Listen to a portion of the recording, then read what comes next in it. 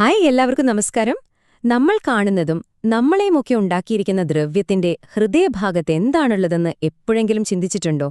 അതെ, atomic nucleus.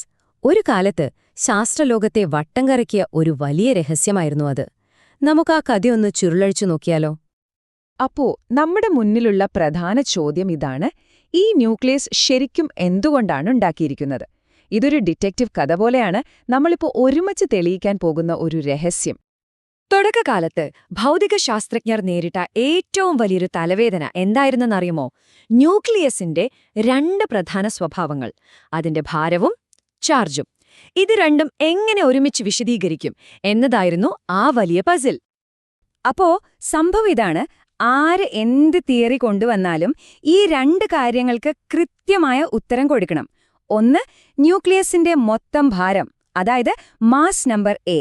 രണ്ട്, അതിന്റെ പോസിറ്റീവ് ചാർജ്, അതായത് ആറ്റോമിക് നമ്പർ Z. ഇത് രണ്ടും ശരിയാവണം.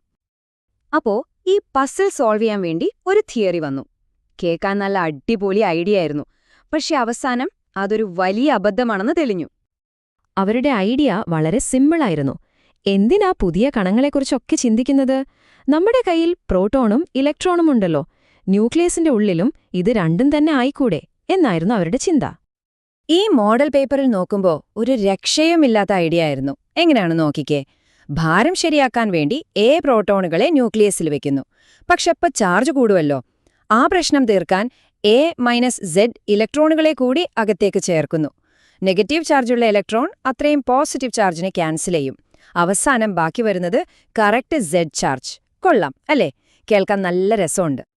അപ്പോ പ്രശ്നമെല്ലാം തീർന്നു? Keys closed? ഏയ്, അത്ര പെട്ടെന്നൊന്നും വേണ്ട. കാരണം ഈ തിയറി കടലാസിൽ അടിപൊളിയായിരുന്നെങ്കിലും യാഥാർത്ഥ്യവുമായി ഒരു ബന്ധവുമില്ലായിരുന്നു. തെളിവുകളെല്ലാം ഇതിനെതിരായിരുന്നു. ഇനി നമ്മൾ കാണാൻ പോകുന്നത് ആ പ്രോട്ടോൺ ഇലക്ട്രോൺ മോഡൽ എങ്ങനെയാണ് പൊളിഞ്ഞ് പാളീസായതെന്നാണ്. അതിന് 4 പ്രധാന കാരണങ്ങളുണ്ട്. നമുക്കോരോന്നായിട്ട് നോക്കാം. ഒന്നാമത്തെ പ്രശ്നം ഫോഴ്സ്, അതായത് ബലം. ഈ തിയറി ശരിയാവണമെങ്കിൽ ന്യൂക്ലിയസിനുള്ളിലെ പ്രോട്ടോണുകളെയും ഇലക്ട്രോണുകളെയും ഒരുമിച്ച് പിടിച്ചു നിർത്തുന്ന ഭയങ്കര ശക്തമായൊരു ബലം വേണം. പക്ഷെ പ്രശ്നമെന്താന്ന് വെച്ചാൽ ഇങ്ങനൊരു ഫോഴ്സ് ഉണ്ടെന്നതിന് ഒരു തെളിവും കിട്ടിയില്ല. എവിടെയും അതിനെ കണ്ടെത്താൻ പറ്റിയില്ല. രണ്ടാമത്തെ അടി കിട്ടിയത് ഫിസിക്സിലെ തന്നെ ഒരു ഭീകര നിയമത്തിൽ നിന്നാണ്, ഹൈസൻബർഗിന്റെ അനിശ്ചിതത്വ സിദ്ധാന്തം. ആ നിയമപ്രകാരം ഒരു ഇലക്ട്രോണിനെ ന്യൂക്ലിയസ് പോലെ അത്ര ചെറിയൊരു സ്ഥലത്ത് ഒതുക്കി വെച്ചാൽ അതിന് കുറഞ്ഞത് 20 മെഗാ ഇലക്ട്രോൺ വോൾട്ട് എനർജി ഉണ്ടാകും. പക്ഷെ റേഡിയോ ആക്റ്റീവ് ക്ഷയത്തിൽ പുറത്തുവരുന്ന ഇലക്ട്രോണുകളുടെ എനർജി നോക്കിയപ്പോഴോ വെറും 1 MeV താഴെ. എവിടെ 20, എവിടെ 1? ആ ഒരു പൊരുത്തക്കേട് ഭയങ്കര വലുതായിരുന്നു. മൂന്നാമത്തെ പ്രശ്നം സ്പിൻ എന്ന് പറയുന്ന ഒരു പ്രോപ്പർട്ടിയുടെ കാര്യത്തിലായിരുന്നു. ഡ്യൂട്ടീരിയത്തിന്റെ കാര്യമെടുക്കാം. ഈ പഴയ മോഡല് വെച്ച് കണക്ക് കൂട്ടിയപ്പോൾ അതിന്റെ സ്പിൻ ഒന്നുകിൽ ഹാഫ് അല്ലെങ്കിൽ 3/2 ആകണമെന്നായിരുന്നു കിട്ടിയത്. എന്നാൽ പരീക്ഷണങ്ങൾ ചെയ്തപ്പോൾ കിട്ടിയതോ കൃത്യം 1. വീണ്ടും തിയറിയും യാഥാർത്ഥ്യവും തമ്മിൽ ഒരു ചേർച്ചയുമില്ല.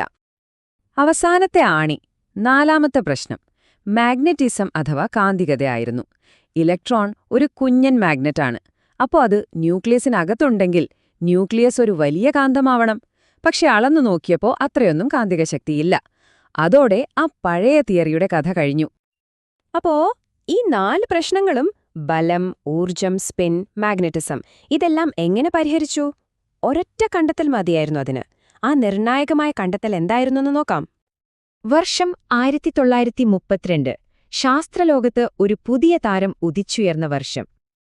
അതേ, ന്യൂട്രോണിന്റെ കണ്ടെത്തൽ, നമ്മുടെ ഈ ശാസ്ത്രീയ കുറ്റാന്വേഷണ കഥയിലെ ഹീറോ. ഇതിന്റെ പ്രത്യേകതയെന്താ? ചാർജില്ല, പക്ഷേ ഭാരം ഏകദേശം പ്രോട്ടോണിന്റെ അത്ര തന്നെ ഉണ്ട്. ഈ മാറ്റം എത്ര സിമ്പിളാണെന്ന് നോക്കിക്കേ. പഴയ ഐഡിയയിലെ ആ തലവേദനയായിരുന്ന ഇലക്ട്രോണിനെ അങ്ങ് മാറ്റി. പകരം ന്യൂട്രോൺ വന്നു. അതോടെ എല്ലാം ക്ലിയറായി. ന്യൂക്ലിയസിലിപ്പോൾ Z എണ്ണം പ്രോട്ടോണുകളും ഭാരം ശരിയാക്കാൻ A-Z ന്യൂട്രോണുകളും. അപ്പോ ഇതിലെ ഏറ്റവും അടിപൊളി കാര്യം എന്താണെന്നറിയോ? ഈ ഒരൊറ്റ മാറ്റം, അതായത് ന്യൂട്രോണിനെ കൊണ്ടുവന്നത് നമ്മൾ നേരത്തെ പറഞ്ഞ 4 പ്രശ്നങ്ങളെയും ഒറ്റയടിക്കില്ലാതാക്കി. ബലത്തിന്റെ പ്രശ്നം, ഊർജത്തിന്റെ പൊരുത്തക്കേട്, സ്പിൻ, കാന്തികത എല്ലാം സോൾവ്ഡ്. പക്ഷേ ഒരു മിനിറ്റ്, കഥ എവിടെ തീരുന്നോ? ഇല്ല. നമ്മളിപ്പോ പ്രോട്ടോണും ന്യൂട്രോണും കണ്ടെത്തി. പക്ഷേ ഈ പ്രോട്ടോണും ന്യൂട്രോണും എന്തുകൊണ്ടാണ് ഉണ്ടാക്കിയിരിക്കുന്നത്? ആ രഹസ്യത്തിന് മറ്റൊരു തലം കൂടിയുണ്ട്. അപ്പോ നമുക്കൊരു ലെയർ കൂടി താഴോട്ട് പോകാം. നമ്മൾ പരിചയപ്പെടാൻ പോകുന്നു ക്വാർക്കുകളെ.